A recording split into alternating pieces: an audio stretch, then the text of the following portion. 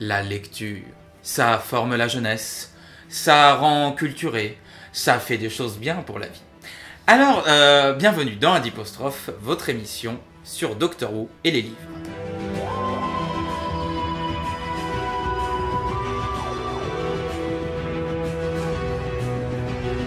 Aujourd'hui, on applaudit ou je sais même pas comment ça. Ouais, le livre.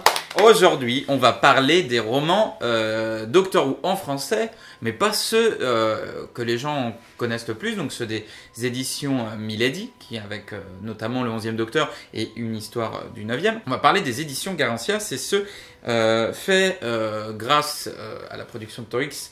Donc c'est pour ça qu'il y a les frères Bogdanov dessus. C'est donc des novélisations de la série classique. Novélisation, qu'est-ce que c'est? Pauline, peux-tu nous l'expliquer? Les épisodes classiques, il n'y avait pas vraiment de moyen de les revoir, surtout les premiers.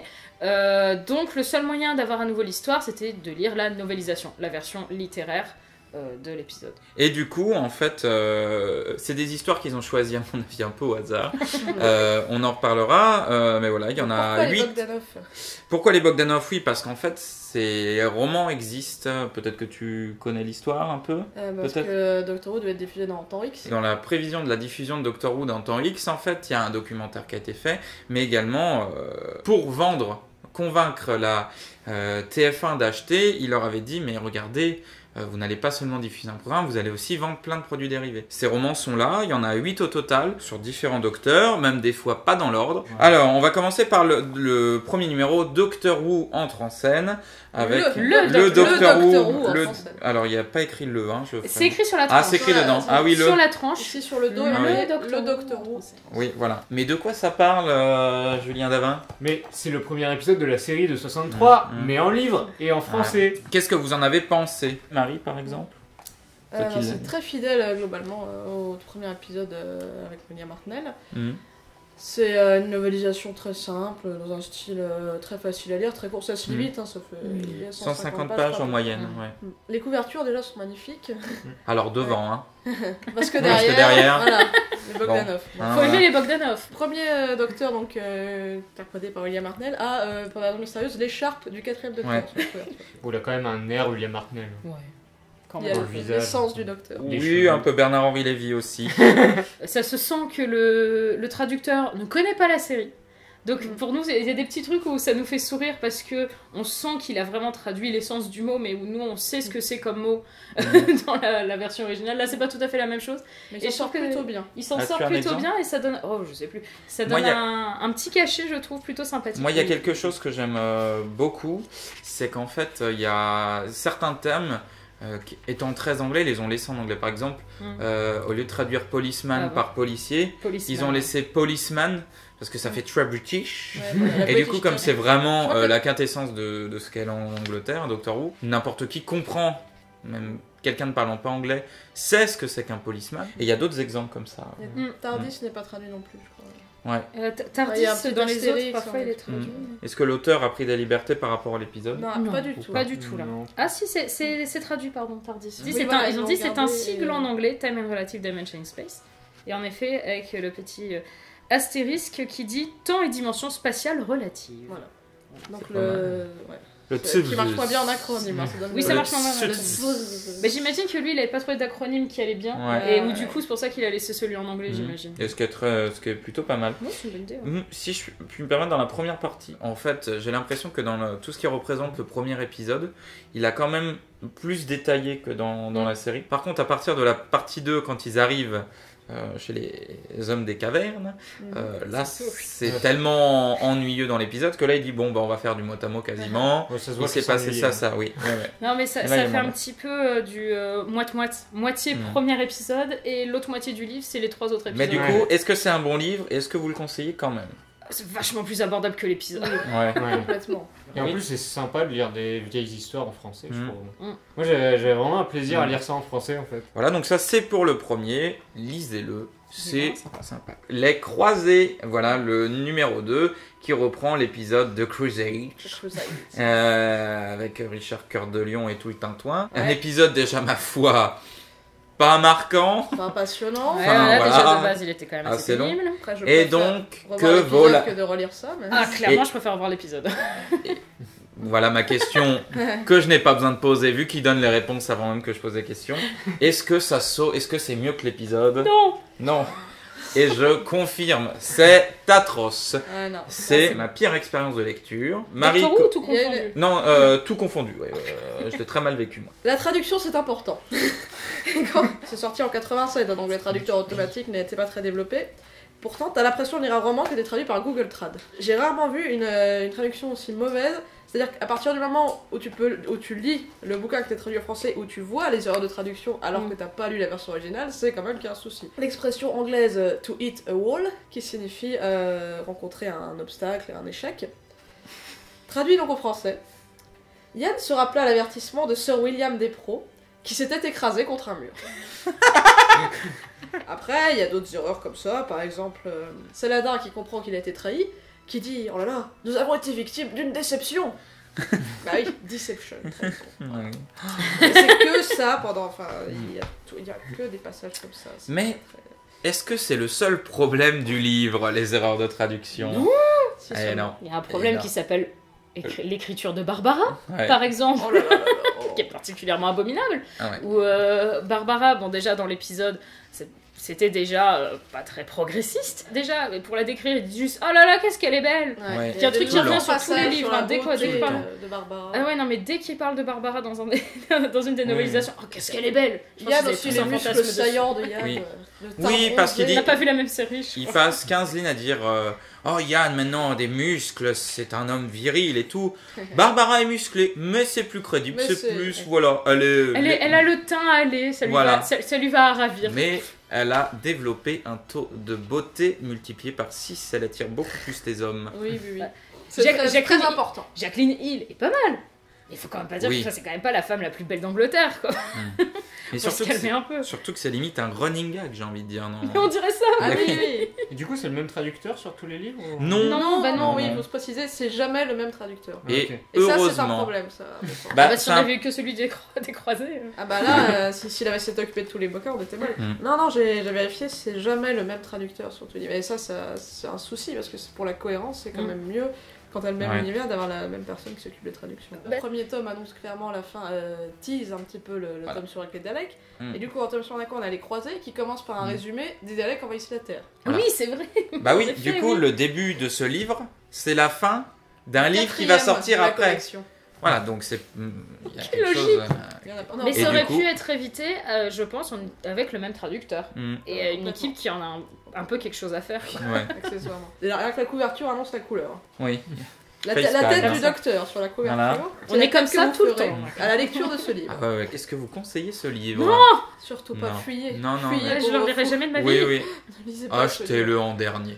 Si vous voulez la collection, prenez-le, évidemment, c'est une très belle collection, ça fait très joli dans une bibliothèque, mais sinon... Mais je suis la seule à avoir terminé... oui. Je l'ai suivi. Et vous avez pas lu le dernier tiers qui est quand même le pire, en fait. Non, mais vraiment, le dernier tiers...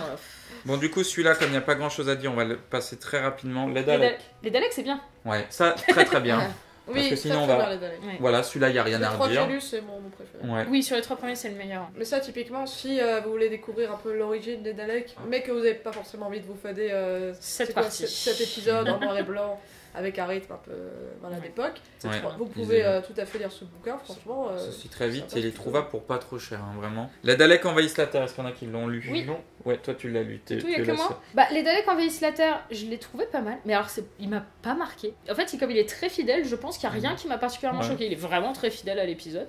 Mais j'ai pas remarqué de trucs particulièrement choquants ou particulièrement brillants. C'est une novélisation, tout ce qu'il y a de plus classique. Vous pouvez lire la novélisation, c'est très fidèle, vous aurez l'histoire et ça vous donnera peut-être envie de voir l'épisode et le film. Même si en vrai les Daleks envahissent la Terre est assez regardable. Les Daleks envahissent la Terre est beaucoup plus regardable que les Daleks. Beaucoup plus abordable. Le cerveau de Morbius. Le cerveau de Morbius, ouais. Celui-là, j'ai lu. Ouais, c'est le second que j'ai lu. Et alors, qu'est-ce que t'en as pensé? Moi, j'ai vraiment beaucoup aimé. J'aime beaucoup l'épisode de base, mais ça transpire vraiment le film de genre en le lisant. Comme l'épisode d'été, finalement. Oui, de toute façon, c'est très Frankenstein. Hammer, tout ça. Voilà. Et là, on le ressent bien. Ouais, on le ressent bien, je trouvais. Moi. Je trouve que c'est la plus réussie. Ouais. Elle est vraiment. Il est vraiment plaisant à lire. C'est le premier qui n'est pas du premier docteur, avec le premier docteur. Ouais. Et donc, du coup, on a le 4e docteur, mais alors c'est assez rigolo parce que c'est la tête du 4e docteur, bon, qui ressemble un peu à McGann, mais il n'y avait pas encore McGann à l'époque. Glamourisé. Les mecs l'avaient. Il l'avait glamourisé, exactement. Bon, c'est pas la bonne écharpe, mais bon, voilà. Mais par contre, il a la tenue qui ressemble vachement à celle du premier docteur. Oui. En fait, ils ont juste changé sa tête. Okay. J'aurais dû faire une présentation au début qui est le docteur à ce moment-là et qui est Sarah Jane en fait. Oui, réexpliquer le principe de régénération parce qu'en plus il y a un petit texte au début de chaque livre qui explique ce qu'est Doctor Who. Grosso modo, qui voyage dans un TARDIS, un astronef, machin truc. Et ça aurait été pas mal de réexpliquer la régénération dans ce petit texte. C'est ce qu'ils faisaient dans les BBC Books de l'année dernière, je trouvais. Je sais plus, moi j'avais lu Doctor Who et les Arby, ils expliquaient qui est le docteur, qui sont les compagnons. À ce moment-là. Conseillé ? Ah oui, complètement. Ouais. On passe maintenant au Masque de Mandragore, qui fut le tout premier livre que j'ai lu de la collection. J'en garde ma foi un souvenir pas mémorable. L'épisode n'est pas mémorable. L'épisode étant chiant comme pas possible. Le livre, finalement, est très fidèle à l'ennui qu'on peut se ressentir en regardant l'épisode. Enfin, l'épisode de base, il se passe rien. Donc forcément il se passe rien, il faut bien tenir 150 pages. Globalement c'est des novelisations, donc c'est vraiment très fidèle à l'épisode. Si l'épisode est chiant, malheureusement. La couverture, il y a quand même un monsieur qui a une harpe laser qui lui sort des yeux. Voilà. On passe à l'Abominable Homme des Neiges, qui celui-là en fait a un intérêt je pense particulier, parce qu'en fait c'est une histoire qui est perdue. C'est-à-dire que l'épisode a disparu et que le seul moyen de le voir c'est en reconstituer. En gros les bandes son avec des images ou télésnaps. Voilà, du coup, celui-ci est assez intéressant parce que c'est un moyen assez simple de lire l'épisode. Qui l'a lu par Pauline ? Que Pauline ? Ouais, j'ai lu qu'en partie. En fait, déjà, l'épisode est perdu, donc on ne sait pas vraiment à quoi il ressemble à part quelques télésnaps. Et en plus, les descriptions sont très détaillées. Enfin, très détaillées. Plus détaillées, je l'ai trouvé, que dans certains autres. On s'imagine vraiment l'ambiance dans laquelle on se trouve. Je trouve que c'est vraiment très bien retranscrit. Il est hyper agréable à lire. Vraiment. Et c'est vachement bien parce que en fait, je le lisais, je me disais, mais c'est passé ça dans cet épisode ? Parce que du coup, les reconstituer, c'est un peu difficile à suivre. Alors, on zappe les parties un petit peu anecdotiques, quoi. On reste vraiment sur l'histoire principale, généralement. Et là, en fait, du coup, on voit des trucs. Je me dis, il y avait ça dans l'épisode, je me souviens même pas de ce personnage-là, mais il est cool. Franchement, c'est très intéressant à lire et c'est... Donc tu le conseilles ? Carrément, ouais. On passe au dernier de la collection, donc Meglos, qui est une histoire de la saison 18, il me semble. Saison 18, donc saison de Christopher H. Bidmin, donc une saison réputée pour être un peu plus sérieuse. Et du coup, c'est Meglos, en plus, qui voit le retour de l'actrice Jacqueline Hill qui jouait Barbara et qui donc même quand elle ne joue pas Barbara on est obligé d'insister sur son physique très longuement. Qu'est-ce que tu en as pensé Pauline du coup ? En fait je trouve que y a des passages que j'avais pas trop forcément saisis dans l'épisode. Tout le passage vraiment autour de Meglos au départ qui est assez confus je trouve dans l'épisode, qui est pas forcément simple à suivre, et là par contre c'est beaucoup mieux expliqué. Je me dis effectivement. C'était donc ça cette histoire. C'est vraiment ça le point positif. C'est vraiment le type d'épisode où s'il y a un moment t'es pas attentif, tu fais autre chose, t'es perdu. C'est un épisode dense en fait. Oui, c'est ça, il se passe beaucoup de choses. Et du coup, le livre est vraiment bien fait du coup, et du coup un bon plus. On le conseille ? Ouais. On conseille. Est-ce qu'on aura un coup de cœur parmi tous ces livres si vous deviez en conseiller un ? Morbius. Enfin, j'hésite entre Morbius et l'Abominable Homme des Neiges, parce que l'Abominable Homme des Neiges, par rapport à Morbius, apporte quelque chose de vraiment supplémentaire, alors que Morbius, c'est surtout que l'épisode est bien de base. Oui, c'est ça. Donc, allez, l'Abominable Homme des Neiges. Est-ce que vous êtes d'accord pour dire l'Abominable Homme des Neiges ? Marie, moi, peut-être que toi. Sur les 3 que j'ai lus, moi je recommanderais surtout les Daleks. Parce que l'épisode est très bien, que le livre est très digeste, facile à lire, qu'il apporte quand même quelques petits bonus. Par exemple, il y a une description au début de la salle de bain du TARDIS avec une machine à raser automatique qui rase Yann et qui est super surpris de se faire raser par un robot. Enfin, c'est assez rigolo. The Dalek est quand même celui qui tente le plus de choses. Voilà, sur toute la collection, c'est vraiment celui qui tente le plus, c'est le plus intéressant à lire et puis c'est une très bonne histoire. Et Julien, comme tu n'as lu... Morbius est mieux à lire, mais Doctor Who entre en scène comme ça, si on n'aime pas le noir et blanc, on peut voir le début C'est moins digeste, ouais. Et comme je suis un gros copieur, ça va être compliqué, mais c'est ces deux-là que je conseillerais. Et si par hasard vous aimez vous faire du mal, Les Croisés est un livre tout à fait parfait pour ce genre d'expérience désagréable.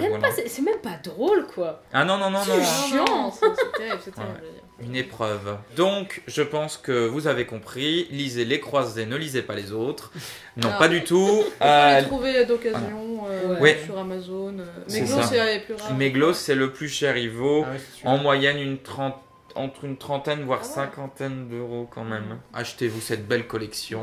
Rien que pour ces magnifiques quatrièmes de couverture. Oui, avec Bogdanov. Voilà, c'est ça. Seigneur du temps, héros de l'éternité, le Docteur Who. C'est écrit. On dirait un générique de Bernard Minet.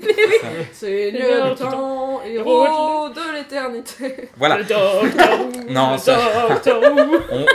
on va les ramener à l'hôpital. Ça sera coupé au montage. Non. J'espère que ça vous aura donné envie de les lire. N'hésitez pas à commenter si jamais vous les avez lus pour dire ce que vous en avez pensé. Si vous voulez les lire, dites-nous lequel vous voulez lire en priorité. Pour ça, voilà. N'hésitez pas à mettre un pouce vers le haut, un thumbs up, comme ils disent les anglo-saxons. Et également, n'hésitez pas à vous abonner à la chaîne et mettre la petite clochetasse. En tout cas, on se retrouve très bientôt pour un nouveau Adipostrophe, l'émission qui a parlé des frères Bogdanov.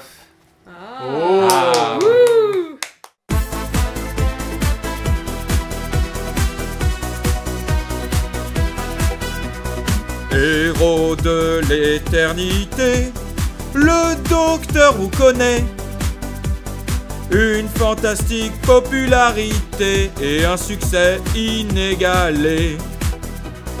Il est à moitié humain et les cœurs sur la main. C'est le sauveur de la galaxie, il peut compter sur ses amis.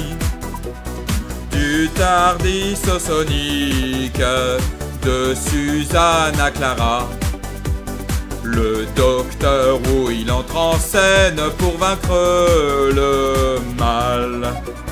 Des Zygons au Dalek, Cybernator et Stenza, le Docteur Who il entre en scène pour la Terre, il est toujours là.